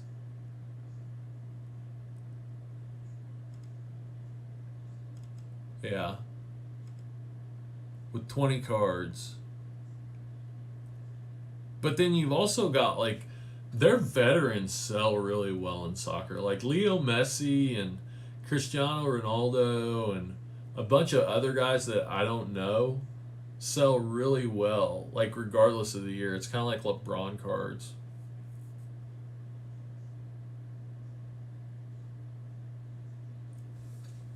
So, learning more about soccer.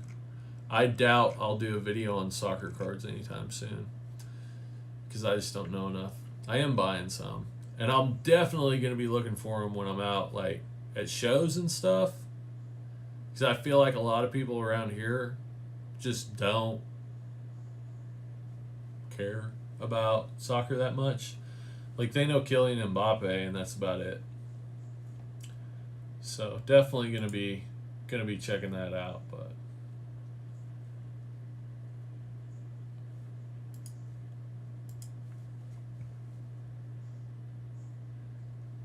am I excited to see my homeboy this Sunday? Yeah, buddy. Yeah, buddy. It's pretty surreal to have the Chiefs as like a contender. Like when it's a team you've watched your whole life, and up until last year never seen them win a Super Bowl, or never even really seen them as like I mean they had some good years, but never where they were like considered the best team in the league. Never. Maybe there was a couple years and maybe they were in that conversation, but they never went anywhere with it. So it's pretty cool. I'm pretty excited. I think I will say, like last year, I would just about cards. Like last year, after Mahomes won the Super Bowl, and it's just about how stuff is priced in beforehand. And so, like immediately after Mahomes won the Super Bowl, his cards tanked. Like tanked. So I don't know. I feel like if I was holding anybody that was in the playoffs right now, well, I know is my homeboy in championships. If I was holding anybody that was in the playoffs right now, I would sell them. Then I'd pick them back up after the season for cheaper than what I sold them for. No lie, no lie.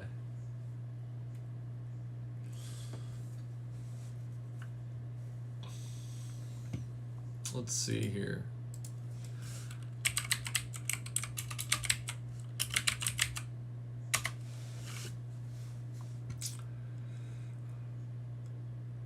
Chiefs play Sunday. Ooh, excuse me. At 2:05 Central Time.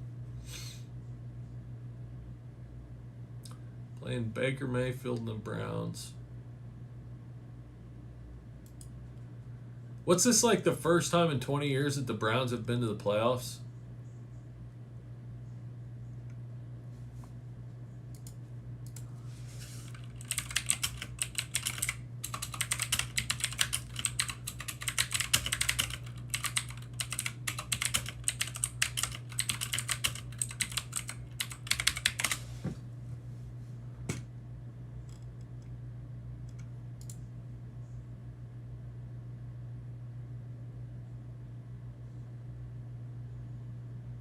(2002). 2002 is the last time the Browns went to the playoffs. They had a winning season in 2007, but it wasn't good enough to make the playoffs. I remember seeing a video about that. I'm selling my Stairmasters Mosaic, my homeboy, hoping to get a what? An SMTH. Stairmaster. What? What's SMTH? Am I losing it? I'm pretty tired right now. That's the first card I bought and was able to snipe it from my brother. That's funny. Do you use one of those sniping, like snipe programs or something? I don't even know what I don't even know how those work. Oh, something. Hoping to get something for it. What do those go for right now? Stairmasters. I think you'll get better money for it now than, even if they were to win the Super Bowl, you'll probably get better money for it now than you would a month after the Super Bowl's over. For real. Just last second bidding, yeah. Did you all know you were bidding against each other?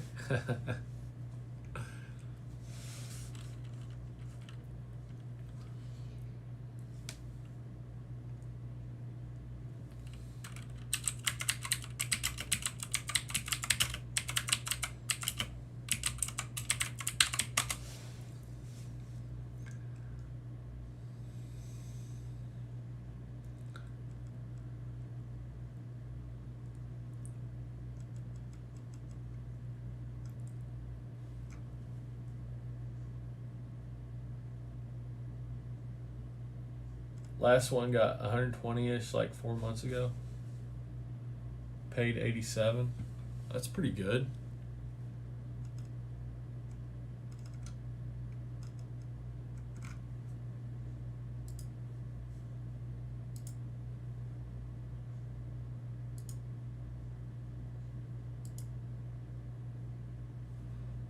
Let's see how these NBA games fared. I had just gotten into it, so he didn't expect it, but I had did my homework on how to bid and wanted a Patrick.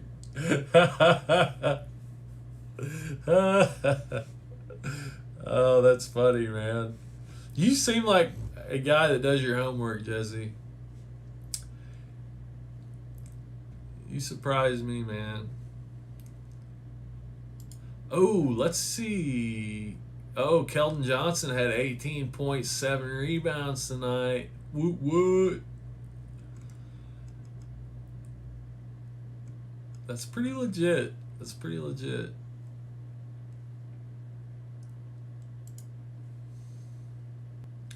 So I think the NBA is going to, like, it's going to be pretty flat for the next month or so. I don't think you'll see a lot of fluctuation.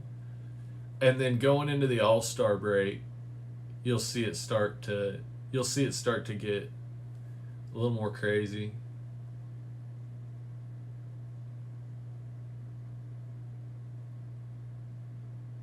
Maybe it's probably after the Super Bowl's over, after the Super Bowl's over, and then going into the All-Star break. Basketball will probably get a little crazy.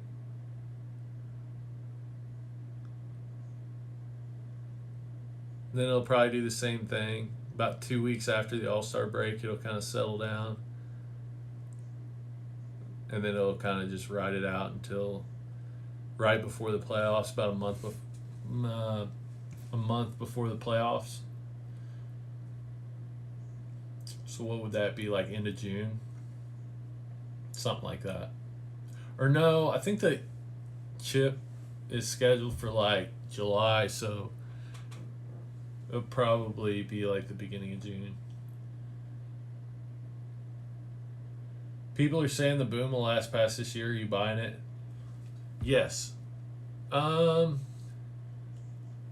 Yeah, I really think it will. I would never say for sure, but yeah, I think it will. Like, probably a couple more years at least. I mean, the way it sounds, there's a lot of money that's coming into sports cards as far as businesses and yeah, I mean, I don't even think, like, to us, it seems like everybody knows what's going on in sports cards, but I don't even think half of the people that I think there'll be just as many people this year that are completely new and are like, what? Like, baseball cards are a thing again? Because in mainstream media, like, there really hasn't been much. And so I kind of feel like there'll be just as many people that are new this year as came in last year.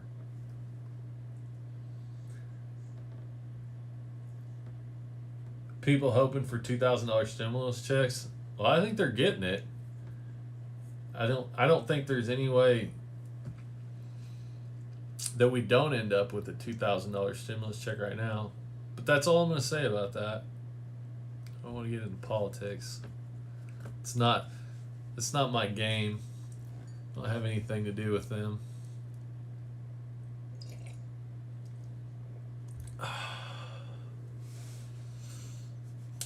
But anyways, that's definitely going to have a big part of it. I think is like there's going to be a lot of people spending stimulus checks on sports cards. That's for sure. So it will make a difference. I think that even that $600 we got made a difference in prices. For a minute there, like not anything long term, but like for a minute there, I think it had an impact. All the celebrities who got into it still rip on occasion, which keeps people coming in.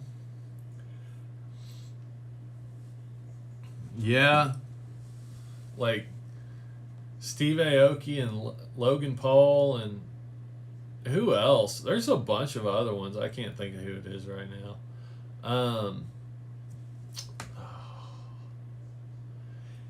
Have you ever seen the channel Strom's Stadium Pulls?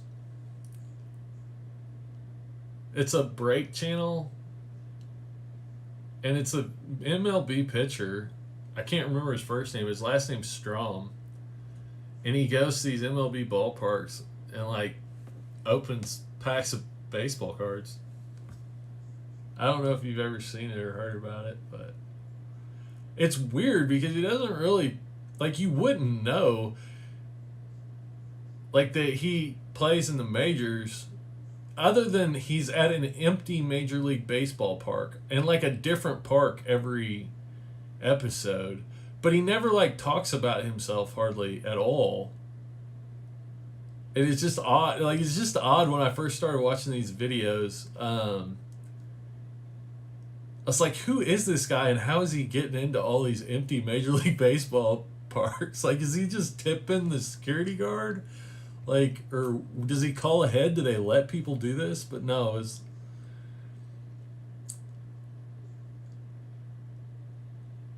you only watch Pac-Man. Yeah, I got you. Pac-Man's the shiz. Pac-Man's awesome. I like watching Pac-Man. Well, that's about it, I think, man. Wind it down. I'm super. I don't know why I'm so tired right now, but about a half an hour ago, it's just like a wave hit me, and I'm just like about to pass out. It's weird. Oh well. But um, as you know, you send me a message anytime. Drop me something in chat or whatever. If you have any questions or anything like that, and I'll be on here again soon. Probably not Sunday. Well, maybe Sunday night. I don't know because the Chiefs are playing at 2. Um, but we'll see. But I'm gonna get out of here, bud. Thanks a lot for hanging out, chatting with me. It's always a good time, and I'll catch you in the next one.